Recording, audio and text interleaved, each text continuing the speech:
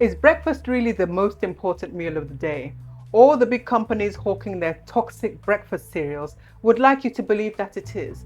And for once, I agree with them, but not for the same reasons. What you eat for breakfast will set you up for success or failure for the rest of your day. So let's say you eat a big bowl of cornflakes because it's fortified with a gazillion vitamins and minerals.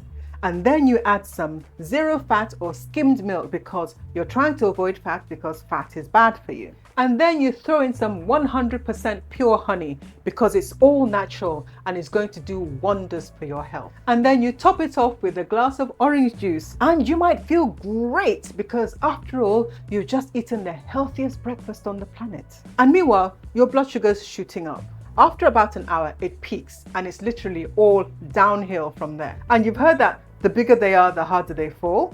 The same applies to your blood sugar. The higher it goes, the faster it goes, the lower it comes down, and the faster it crashes. And on the way down, you are going to feel terrible. You'll have brain fog, you'll feel drowsy, and all that. Oh, and we're not done yet because after that comes the hunger. And you and I both know that when we're hungry, we make terrible decisions about food. And so you might decide to snack on something that sends your blood sugar through the roof again. So your blood sugar goes up and down, up and down, up and down, and the cycle continues. So if you have type 2 diabetes, it's even more complicated. After this oh so healthy breakfast, of course your blood sugar is going to spike, is going to go up.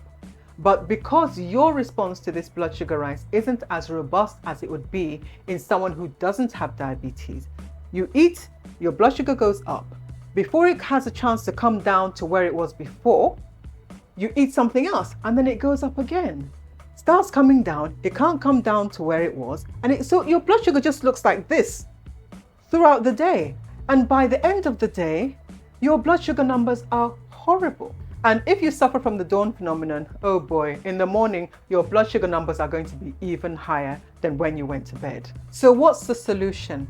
Choose a savory breakfast rather than a sweet one.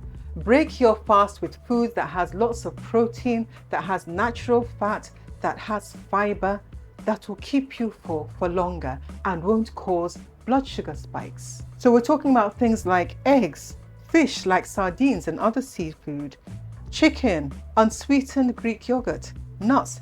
For example, you could have a chicken salad with some Greek yogurt and some berries, or a vegetable omelette with peppers, onions, and tomatoes. So why do we talk so much about fiber when it comes to reducing blood sugar spikes and losing weight? Fiber is plant matter in your diet, in your food, that your body can't break down. So essentially, it passes through and comes out of the other end. But on its way through, it does a couple of things. It reduces the activity of the enzyme amylase, which breaks down starch into smaller units. You can't absorb starch in its whole natural form because it's just too big to pass through into the blood. So it has to be broken down. And if you can't break it down, it just passes through and you don't get the glucose in your blood that will cause that blood sugar rise. Fiber delays the emptying of your stomach when you eat, so it helps to keep you full for longer. Fiber also holds on to water, it absorbs water, so it adds bulk to your food and you feel fuller for longer. Fiber forms a kind of mesh and a glue that holds on to starch and makes it more difficult for it to be broken down. If the starch can't be broken down, then it can't be absorbed and you don't get it in your bloodstream. It just passes through and feeds the bacteria in your lower gut.